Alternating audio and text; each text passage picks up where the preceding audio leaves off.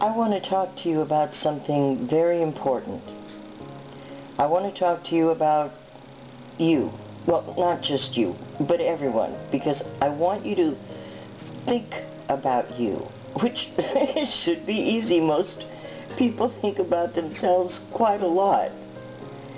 And I know that some of you know exactly who you are, where you came from, what you're doing here, where you're going, and probably exactly how to get there. But there are many people who just don't even think about it at all.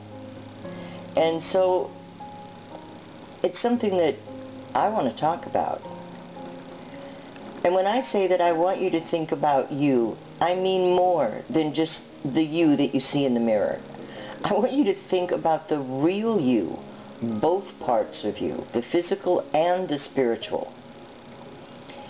And if you really think that the amount of time that a person lives on the earth is just all that there is, then I'm afraid I would have to assume that you either really just don't think much of yourself, or you don't realize the true importance that you have in the universe.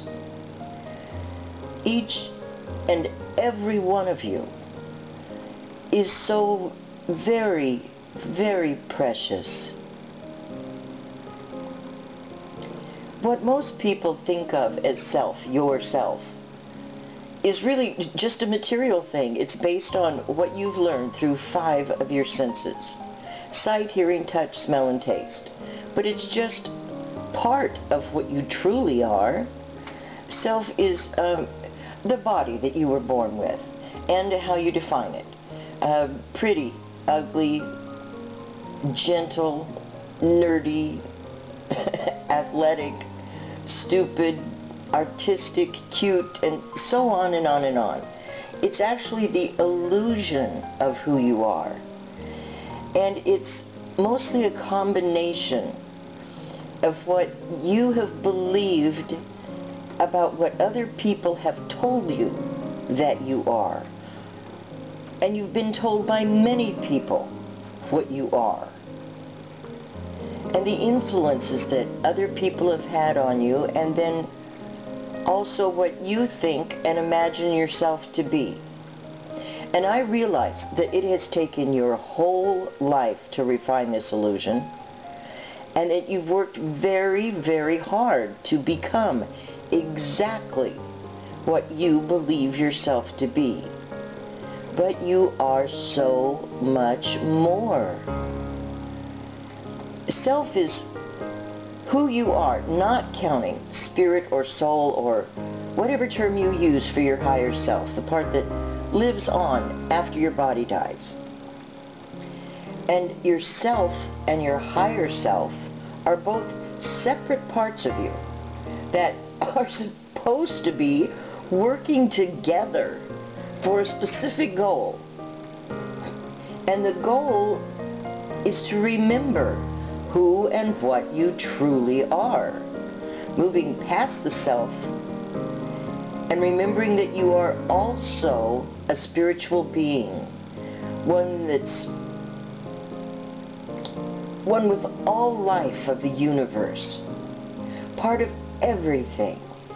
Oh, and to remember what it is that you came here to do, or what you came here to learn.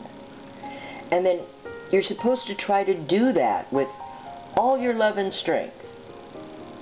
From a universal standpoint, what happens to you in this dimension is really not as important as how you choose to deal with each and every situation, no matter how large or how very, very small.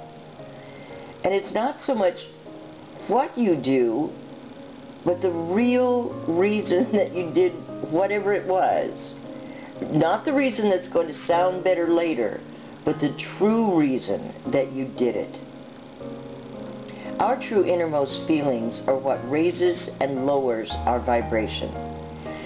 And scientists have discovered that they can measure this vibration, and in doing so, what they have realized is that people who are more loving and kind and giving have a much higher vibration, a much higher frequency that resonates from their being. And people who are negative and angry have a much lower, slower vibration. And this is regardless of the kind of a life we have. When we leave this life, or this dimension, or both, what we have chosen here will decide where we go from here. So I think it's rather important, assuming we actually care what happens next. Life here in this dimension, on the earth at this time, is actually an opportunity for us to learn to raise our vibration. And if we're able to raise our spiritual consciousness to a high enough level, we get to move on from a third dimension up into a fourth or fifth, and so on. Or whatever dimension we were visiting here from in the first place. And if we don't gain in spiritual consciousness enough to move up to a new level, we have to start all over and try again. We have to pick new things that we need to learn, or some of the old ones, things that we want to accomplish here, and then we pick a family or a situation that will best provide the opportunity for us to do those things. And then we repeat this level again.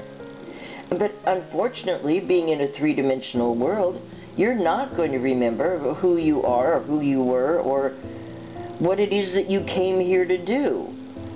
But you could pick a whole new self and see if you can learn more next time.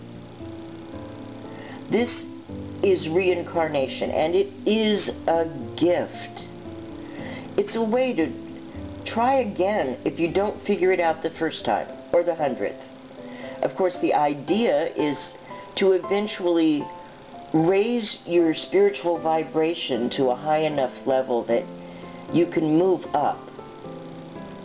And, well, as for me, I think that I'm a spiritual being, having a human experience on a very small three-dimensional planet, and that it was my choice to be here at this time in order to raise my spiritual consciousness, both by raising my children to be what they have become, and to be of service to others, to lovingly give all that I possibly can. And what I want to know is if you've given any thought to why you chose to be here. Because it was your choice. On the other side, we know exactly what we're doing here. Are you connected with your higher self? If not, you really should look inside yourself, because all of the answers are there. You already know it all. It's in there. But you have to make the connection with your higher self. And then figure out what it is that you're doing here and what you're supposed to do or learn, and then try to do that. I really think that it's extremely important.